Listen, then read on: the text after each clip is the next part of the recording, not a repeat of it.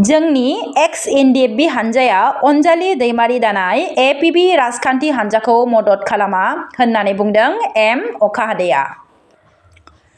EM Ranjit Basumatary आरो एक्स एनडिएफबिफोरा दिनै चिरां जिल्लानि सिङाव थानाय सान्तिपुरनि मुंख्लं सुजित नार्जारि गोसोखां नब्लाङाव मोनसे जर'खा सावरायमेल लानाय जायो, जेराव इएम रनजित बसुमतारीजों लोगोसे गोबां एक्स एनडिएफबिफोराबो बाहागो लानायखौ नुनो मोननाय जादों।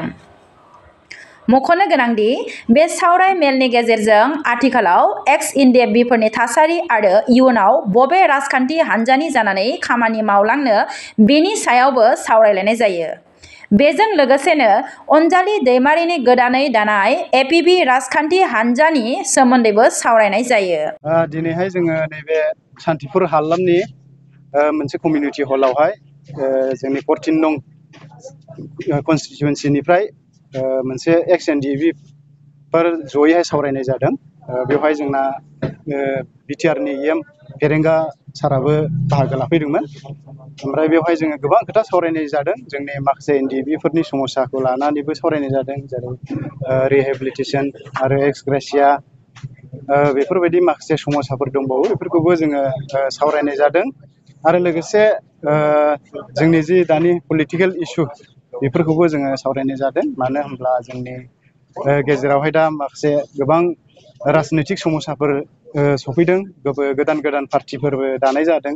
बेफोरावहाय जोङो मा साननांगौ, मा सिन्था धारा लानांगौ, जोङो बेफोरखौहाय सावरायलायनाय जाबाय। आरो जोंना बिटिआरनि इएम बिथां फेरेंगा साराबो जोंनो माखासे साजेसनफोर होबाय, जे जि दानि दानाय पार्टि गोदान बेफोरखौहाय जोङो मोजां सिन्था खालामनानै जों बेफोरावहाय आगान होनो नाङा, बा जोङो गुलाय गुजाय जेबो सिन्था खालामनो नाङा। मानो होनब्ला जोंनि इउपिपिएल सरकारानो गासैबो खामानिफोरखौ मावगासिनो दंखायो।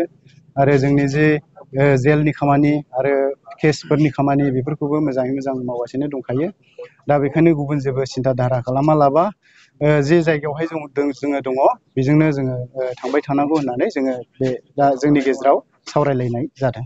बावैसो साननि सिगां माखासे जेलाव थानाय एनडिएफबिफ्रा उदां जाबाय। दा बेफोरखौ लानानै नोंथांमोना माबायदि गोजोननाय दं? जोंथ' गोजोननाय दङ। बेखौनो जों हास्थायबाय थाखायो, जोंनि लोगोफ्रा माने उदां जाथों, उदां अख्राङाव फैथों। जोंहा बे जोंनि गोसोआव दंबाय थाखायो, जोंबो दुखु मोनफायो बिसोर खस्थ' जानायखौहाय। आरो बाखि गोबां दंबावो, बेखौबो जोङो गोबां सिन्था खालामनाय जादों। आरो बाखि सिबिआइ केसनि साबाखौहाय जोङो दाखालि काजलगावनि गेस्ट हाउसावहाय दोनफैनाय जाहैबाय।